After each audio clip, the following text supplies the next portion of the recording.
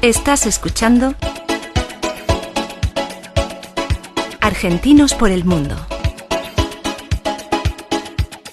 Estamos de vuelta con nuestro entrevistado de hoy, Miguel Ángel Vidaurre. El Gusano también fue un libro de mucho impacto y que funcionó muy bien en el mercado local. ¿De qué se trata este libro? Sí, El Gusano fue mi segundo libro. Se trata de la historia de, también dentro de una historia real, pero ficcionada. Me gusta escribir de esa forma porque creo que tengo más espacio para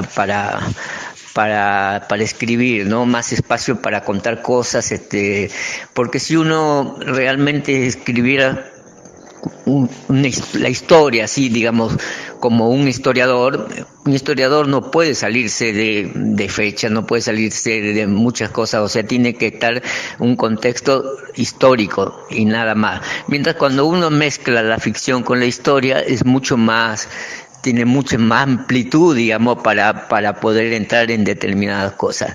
En realidad, El Gusano es el libro que más me gusta, ¿no? Más me gusta a mí de mis libros, el que más me gusta, porque es un libro que se trata de la muerte, la masacre del terrateniente Roseo, ¿no? Con su cuñada, y que pasó acá en Castelli, en nuestra localidad, a 4 cuadras de la plaza principal, o sea, en pleno centro, a las 8 de la mañana. Todo fue realmente muy, muy convulsionante, ¿no? para la comunidad. Bueno, este crimen que después, bueno, se juzgó a las personas, se los agarró y esos campos quedaron, digamos, en este momento son parques nacionales. Pero no solamente en este libro El Gusano, que está en la editorial Contextos, ¿no? No solamente me refería al crimen en sí, como en la muerte de la Linguera, por ejemplo, ¿no?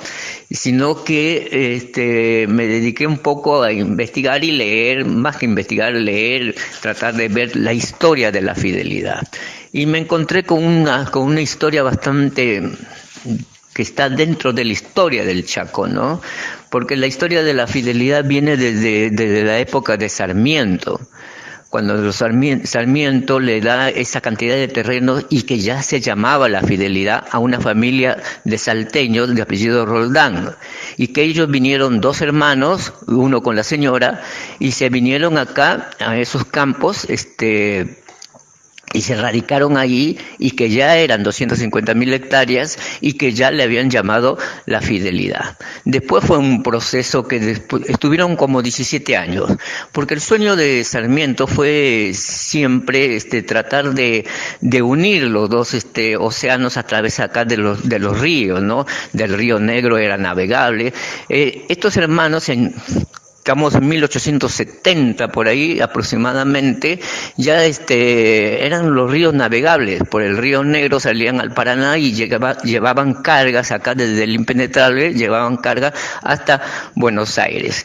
16 años más o menos estuvieron viviendo ahí en el Monte Impenetrable, que en esos tiempos era realmente, y hicieron buenas migas, hicieron buenas ondas con los indígenas de la zona, ¿no? Ellos vivieron mucho tiempo compartiendo distintas cosas con las comunidades indígenas que vivían cerca del Teuco Bermejito.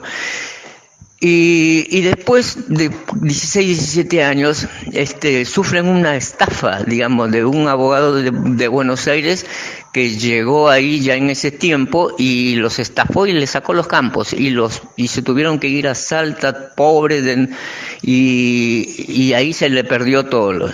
Después yo me enteré que esta familia Roldán, los primeros dueños de la fidelidad, serían los bisabuelos, de Gustavo Roldán, uno de los mejores poetas de Argentina, ¿no? Nuestro querido Gustavo, que murió hace unos 4 o 5 años por allí, que fue uno de los grandes poetas que vivía por esta zona de La Valle, Villa Río Bermejito.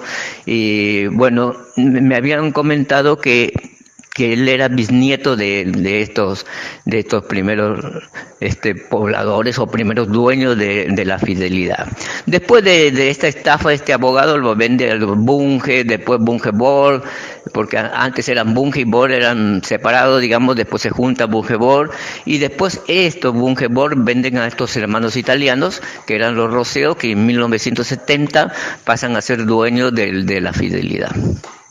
Miguel, tu tercer libro lo escribiste junto a la escritora Noelia Barchuk y se titula Chaco, Relatos de Hoy por Hoy.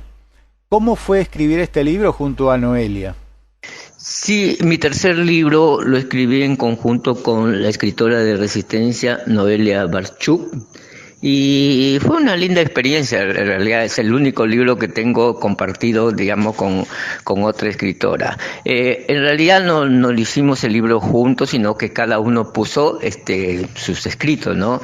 Ella puso sus cuentos y yo puse también mi parte de cuentos. Así que el libro está como dividido en dos. Y es un buen libro porque hay unas buenas historias de Noelia, que tiene unos cuentos bastante extraordinarios, ganadores también de algunos concursos acá dentro de la provincia, y así que fue una linda experiencia. También escribiste para los más chicos, lo que demuestra tu versatilidad a la hora de escribir. ¿Cómo surgió la idea de escribir para un público infantil? Y mi cuarto libro fue, me dediqué, fue mi único libro infantil, que se llama La hormiga Almita y el oso Piercito. En realidad esta historia, lo hice, la idea me surgió de mi nieta, ¿no? Por mi nieta Almita, que es el nombre de Almita, y mi sobrino del Perú, que se llama Piercito. Entonces, dentro de la historia esta, es Almita y Piercito entran dentro de la historia de la hormiga y el oso. En realidad, esta historia yo la tenía cuando yo enseñaba ajedrez en la escuela primaria, a chiquitos de 4º grado hasta 6º grado. Fue una rica experiencia porque ellos me aportaron mucho. Yo nunca había enseñado en esos niveles, ¿no? Había enseñado en nivel terciario, secundario, y la experiencia de enseñar en la escuela primaria fue muy enriquecedora.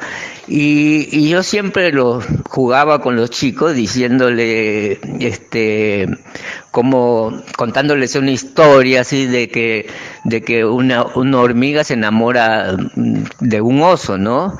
Y por eso, y de este amor de la hormiga y un oso, por eso nació el oso hormiguero, ¿no?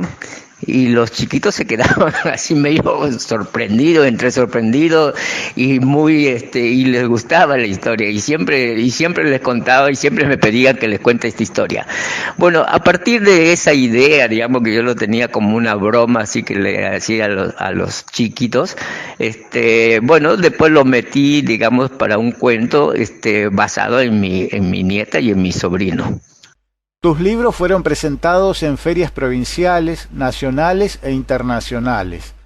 También participaste de varios concursos literarios donde fuiste premiado por tus obras.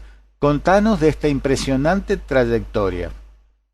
Sí, tuve la suerte, mucha suerte, en presentar mis libros en distintos países y en varias ferias de libros, tanto provinciales, nacionales e internacionales.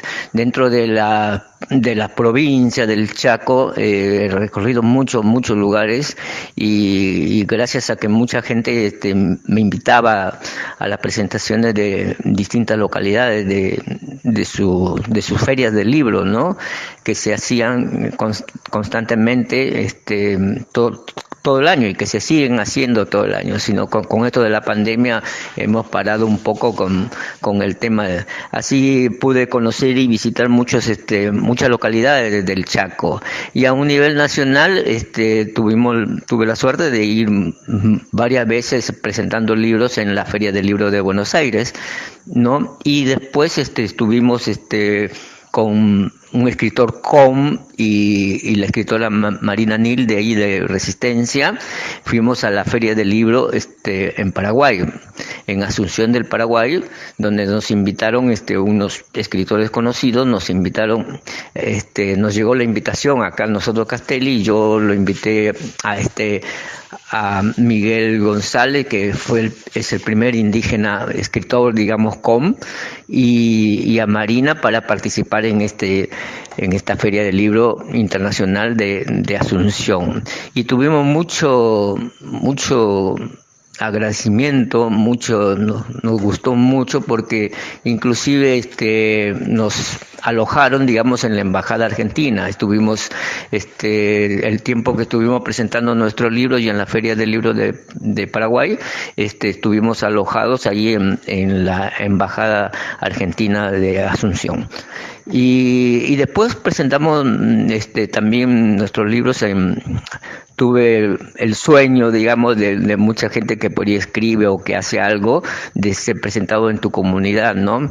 En el lugar donde naciste. Así que tuve la suerte de presentar mi libro, este libro infantil que tuve, presenté junto con Marina Nil, presentamos en Tarapoto, Perú, presentamos nuestros libros en la Cámara de Comercio y con mucha gente y mucha familia mía, por supuesto, que nos acompañó, y en cierta forma uno cumple un sueño, ¿no? Porque siempre uno quiere en su lugar de donde es o donde ha nacido tratar de presentar sus cosas, ¿no?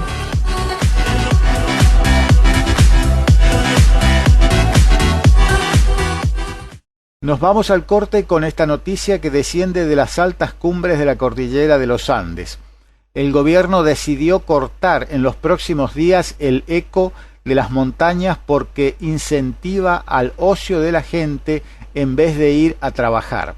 El presidente declaró que el eco suena lindo, pero que el país no está para mantener vagos creados por la anterior administración gatuna, y advirtió que si la gente sigue perdiendo su tiempo hablando pavadas al aire, corre el riesgo de que se termine el dinero de los planes sociales depositados en los cajeros automáticos, porque los funcionarios de caudales andan haciendo eco en las montañas.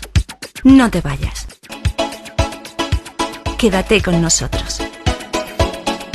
Ya volvemos con Argentinos por el Mundo.